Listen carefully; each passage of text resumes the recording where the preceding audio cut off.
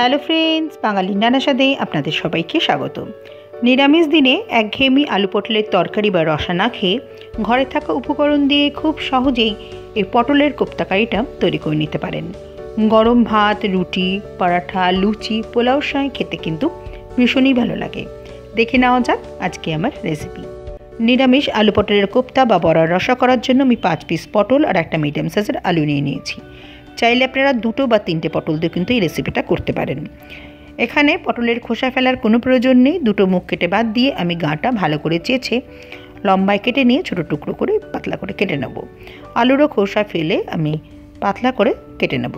দেখুন আমি এইভাবে করে পটল আর আলুটা কেটে নিয়েছি। চাইলে আপনারা সরু করে কাটতে পারেন। আপনারা পটল আলুটা আপনাদের পছন্দ মতন করে কেটে নিতে পারেন। হাফ কাপ মটর ডাল আমি 6 থেকে 7 ঘন্টা আগে ভালো করে ধুয়ে জলে ভিজিয়ে রেখেছিলাম। আমি ডালটা দিয়ে বড়াটা তৈরি করব। আপনারা চাইলে শুধু বেসন দিয়েও করতে পারেন। মটর ডাল দিয়ে বড়াটা তৈরি করলে টেস্টটাও ভালো হয়, বড়াটাও মচমচে হয়। একটা বড় মিক্সি জার নিয়ে নিয়েছি, যেহেতু এখানে পরিমাণটা বেশি। এবার কেটে রাখা আলু পটলটা এর মধ্যে দিয়ে দেবো। আপনারা যদি পেঁয়াজ রসুন দিয়ে খেতে চান তাহলে আমি বলবো পেঁয়াজ না দিয়ে এর মধ্যে 5-6 কোয়া রসুন দিয়ে পেস্টটা তৈরি করবেন, তাহলে খেতে ভীষণ ভালো লাগবে। আমি 4টে কাঁচা লঙ্কা মাঝখান থেকে ফাটিয়ে দিয়ে দিচ্ছি। ঝালটা আপনারা আপনাদের স্বাদ অনুযায়ী দেবেন। নিরামিষ রান্নায় খুব বেশি ঝাল ভালো লাগে না। এবার দিয়ে দেবো স্বাদ মতন একটু নুনটা দিয়ে ভিজিয়ে রাখা মটর ডালগুলো আমি এর মধ্যে দিয়ে দিচ্ছি। আমি একেবারেই ডাল আর সবজি দিয়ে পেস্টটা তৈরি করে নেব। পেস্টটা এখানে একটু রেখে করতে হবে। আমি ঢাকা দিয়ে পেস্টটা তৈরি করে নিয়েছি। দেখুন এরকম একটু রেখে করবেন, তাহলে বড়াটা খেতে ভালো লাগবে। এবার এটা একটা থালার মধ্যে আমি ঢেলে নেব। ঢেলে নিয়ে এবার এর মধ্যে দিয়ে দেবো 1 চা চামচ ঘষে নেওয়া আদা। চাইলে আপনারা এর জায়গায় আদা কুচিয়ে ব্যবহার করতে পারেন। পেস্টের থেকে ঘষে বা কুচিয়ে ব্যবহার করলে বড়াটা খেতে ভালো লাগবে।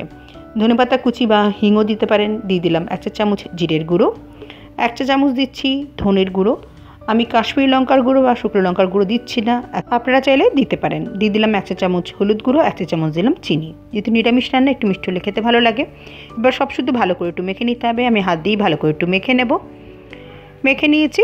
একটু জল জল ভাব লাগছে, যেহেতু এখানে কাঁচা আলু আর পটলটা ব্যবহার করা আছে। নুন দেওয়ার জন্য সবজি থেকে একটু জল বেরিয়েছে, সেই জন্য 4 টেবিল চামচ বেসন আমি এর মধ্যে দিয়ে দিলাম।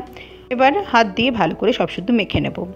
যদি আপনারা ডালের ব্যবহার না করেন তাহলে কিন্তু বেসনের পরিমাণটা একটু বেশি লাগবে। এখানে যেহেতু আমি মটর ডাল বাটা দিয়েছি, সেজন্য সবজির জলভাবটা কাটাবার জন্য 4 টেবিল চামচ বেসন দিলেই হয়ে যাবে। ভালো করে মেখে নেওয়ার পরে হাতে করে একটু বড়ার শেপ মতন করে দেখবেন যে আর বেসন লাগবে কিনা। যখন দেখবেন এরকম শেপ তৈরি হচ্ছে তখন আর বেসন লাগবে না। ভালো করে মাখা হয়ে গেছে। বড়াগুলো ভেজে নেব, তার জন্য ফ্রাই প্যান গরম হতে বসিয়ে দিয়েছিলাম। ফ্রাই প্যান গরম হয়ে গেছে, দিয়ে দিলাম হাফ কাপ সাদা তেল। এর জায়গায় আপনারা সর্ষের তেলও ব্যবহার করতে পারেন। তেলটা ভালো মতন গরম হতে দেবো। তেল গরম হয়ে গেছে, গ্যাসের ফ্লেমটা লোতে রেখে মিডিয়াম সাইজ করে বড়ার শেপগুলো দিয়ে বড়াগুলো এর মধ্যে দিয়ে দিচ্ছি। আপনারা আপনাদের পছন্দ মতন বড় ছোট যেরকম ইচ্ছে সেভাবে করে বড়ার শেপ দিয়ে বড়াটা ভেজে নিতে পারেন।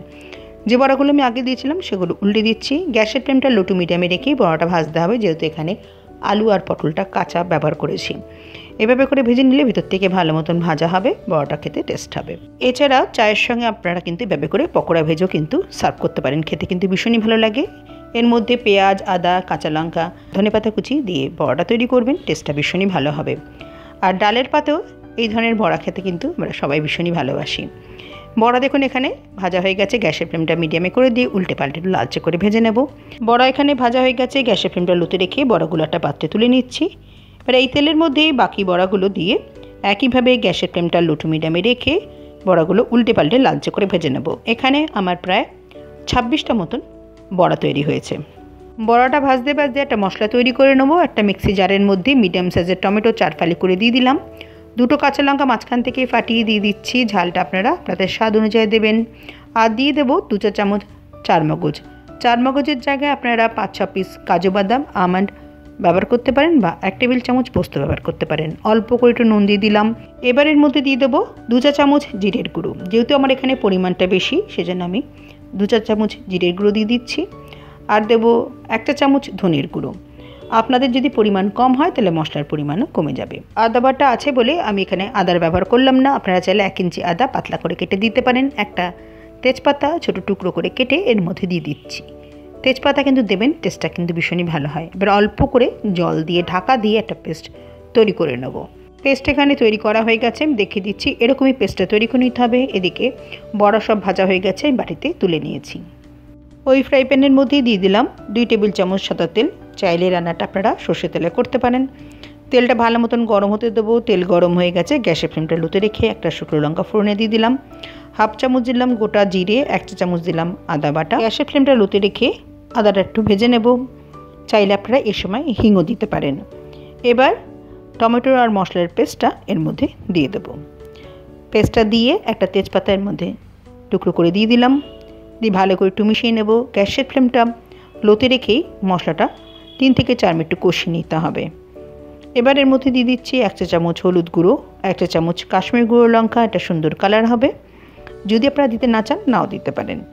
দিয়ে ভালো করে মিশিয়ে কষিয়ে নিতে হবে। মশলা যত ভালো কষানো হবে তত কিন্তু ঝোলের স্বাদ ভালো হবে। যাতে মশলার কাঁচা গন্ধটা না থাকে সেভাবে করে কষিয়ে নিতে হবে।